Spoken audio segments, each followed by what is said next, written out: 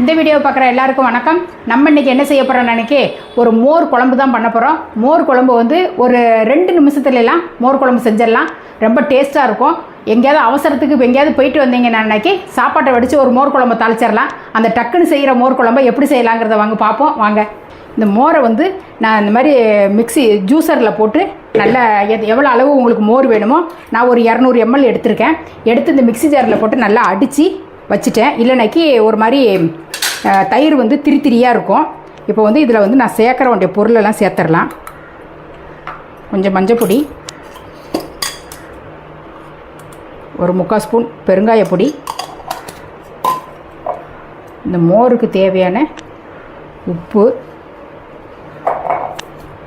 போட்டுட்டு இது எல்லாத்தையும் நல்லா இப்படி கலந்து விட்டுறலாம்.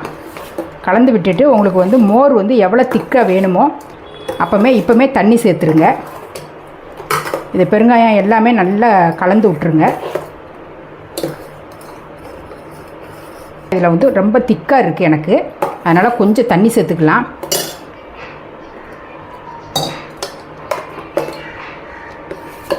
இதில் எதுவுமே மசாலாலாம் அரைச்சிலாம் போட போகிறதில்ல. அதனால் எந்த அளவுக்கு திக்காக வைக்கணுமோ வச்சுக்கோங்க. இப்போ அடுப்பில் தாளிக்கிறத பார்த்துருவோம். இப்போ வந்து மோர் தாளிக்கிறதுக்கு வந்து ஒரு 1.5 ஸ்பூன் கிட்ட எண்ணெய் விட்டுருக்கேன். 1 ஸ்பூன் கடுகு போடுறேன். ஒரு 1/4 டீஸ்பூன் கிட்ட வெந்தயம் போடுறேன்.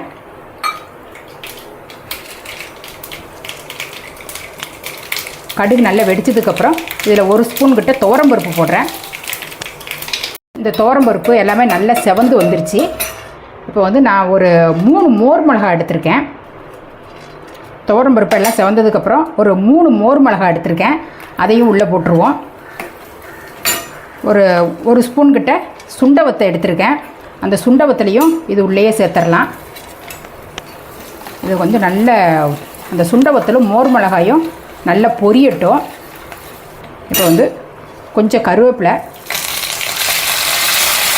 காஞ்ச மிளகாய் வந்து எதுக்கு இதுக்கு வந்து எதுவுமே காரம்லாம் சேர்க்க போகிறதில்ல. இதில் ஒரு 4 காஞ்ச மிளகாயை எடுத்து கிள்ளி வச்சுருக்கேன்.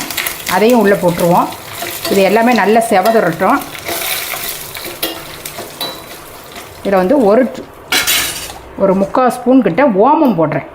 ஓமம் வந்து உடம்புக்கு ரொம்ப நல்லது. அதோட மோரோட உங்களுக்கு நீங்கள் ஓமம் சேர்க்கும்போது டேஸ்ட் வந்து ரொம்ப நல்லாயிருக்கும். இந்த ஓமம் போட்டதுக்கப்புறம் ரொம்ப கறியை விட வேணாம். இப்படியே அடுப்பை ஆஃப் பண்ணிவிட்டு அந்த சூட்லேயே ஓமம் வெந்தால் போதும். இப்போ வந்து நான் அடுப்பெல்லாம் ஆஃப் பண்ணிட்டேன். ஓமம் போட்டதுக்கப்புறம் நல்ல ஓமத்தோட வாசனை வந்து அப்படியே நல்ல வெளியில் வரும். இப்போ வந்து மோரோட நான் பெருங்காயம் உப்பு எல்லாம் சேர்த்து வச்சுருக்கேன் இல்லையா, அந்த மோரோட இப்படி கலந்து விட்டுருவேன்.